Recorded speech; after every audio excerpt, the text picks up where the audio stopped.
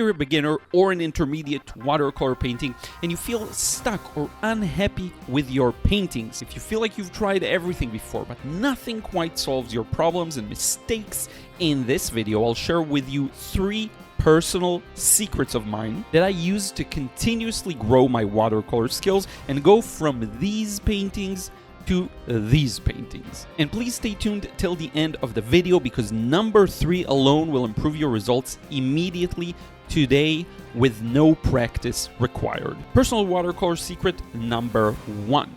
It's not about technique, but rather inspiration. Look, I'll be honest with you, often you hate your paintings because you messed up a lot of stuff. Your technique could use improvement, your timing is off, and you don't know how to mix the right value, etc., etc.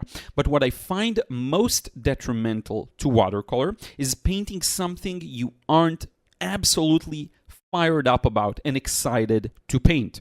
Yes, when you paint something because you're following a tutorial or you think it'll end up being a good painting, the painting often fails before you even start it. Sometimes the subject matter is just not right, or the scene itself doesn't work, or the specific crop doesn't work. It just does not inspire you subjectively. I actually had this happen to me with my green van painting, where I tried painting it with the van being a small part of the scene, but ended up discovering I couldn't care less about all the sky that this crop created. I wanted the van. I wanted it in detail. So I cropped it differently, allowing me to focus on what truly interested me, and voila, great success. Sometimes you just don't care much about the subject matter. Check out this landscape I was attempting to paint. This is probably unfamiliar to you because it's a video I never shared. I kind of knew I didn't care much for it, but went for it anyway just because I didn't have anything better to paint at the moment and I didn't have my studio available.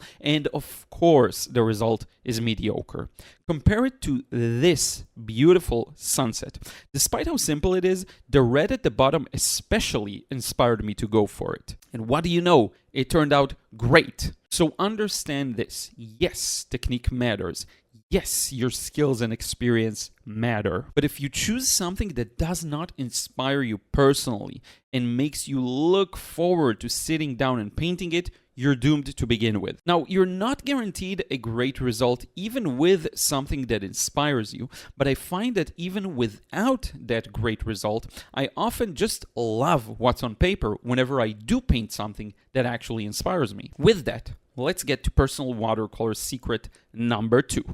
It's all about water. If you're painting with watercolor, you are painting with water. And water is the solution to any and all problems. Made a mistake? Throw some water at it and start fresh. Trying to soften an edge? Wet it. Want loose paint? Pre-wet it. Want more time? Start wetter.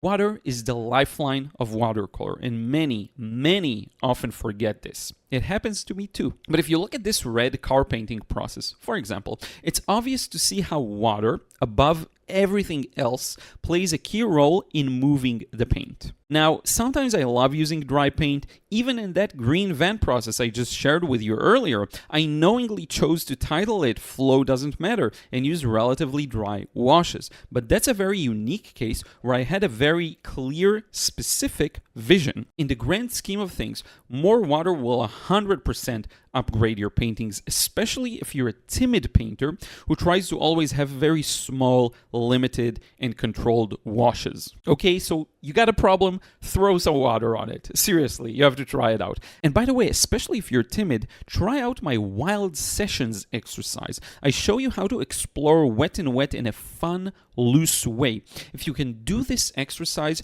you will be able to do this during a full, complete painting process. And speaking of this exercise, I teach this one and much more in the frustration-free watercolor course. Listen, if you're ready to take your watercolors to the next level, I made this course just for you.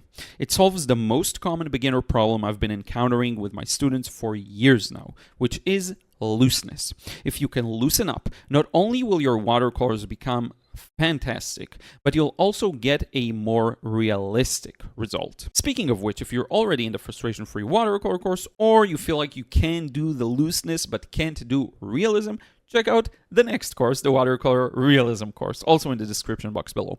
But in any case, let's look at my next and final personal secret. Personal watercolor secret number 3. There is no reason to struggle with watercolor. So let me break it down for you, and this one is huge. This is the one thing that you apply now and you immediately double, triple, quadruple the quality of your paintings.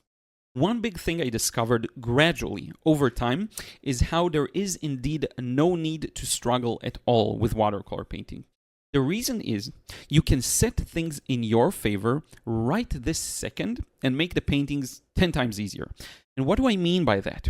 So I remember watching a Steve Mitchell video over on his fantastic channel, The Mind of Watercolor. Do check it out. And he shared something that was game-changing to me. He mentioned pretty casually, if I recall, how you can basically use 2 brushes simultaneously. One for painting and another one for edge control or lifting, whatever. And he didn't really present it as a mind-blowing trick, but to me it was. All this time, I've been constantly cleaning my brush in order to smoothen out edges or even lift. I probably wasted tons of paint and time, especially on this, and I could just use 2 brushes. So no need to clean it all the time. You just keep one brush with the big wash of paint you want and the other one just for other purposes. And that little trick set into motion a long-term optimization journey. Almost anything you struggle with has a somewhat technical, simple solution. Let me give you another example. When I painted Divination, which was the largest piece of mine at the time, I was having a hard time with some of the huge ground washes. I spent so much time pre-wetting everything with a big brush. Now, to my credit, I did use quite a big brush indeed, but then it hit me. Wouldn't it just be easier to take a glass of water and spill it all over the darn thing? Yes, it would. And I have, and it worked out fantastically. You instantly pre-wet the paper.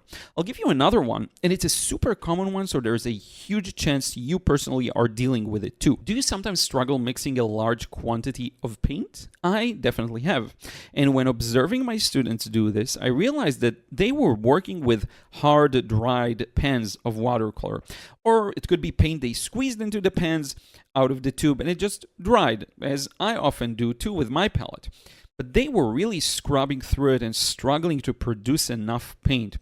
Instead, how about using fresh paint straight out of the tube? So much easier, so much faster to pre-wet, to use, it's just more malleable. Is it more wasteful?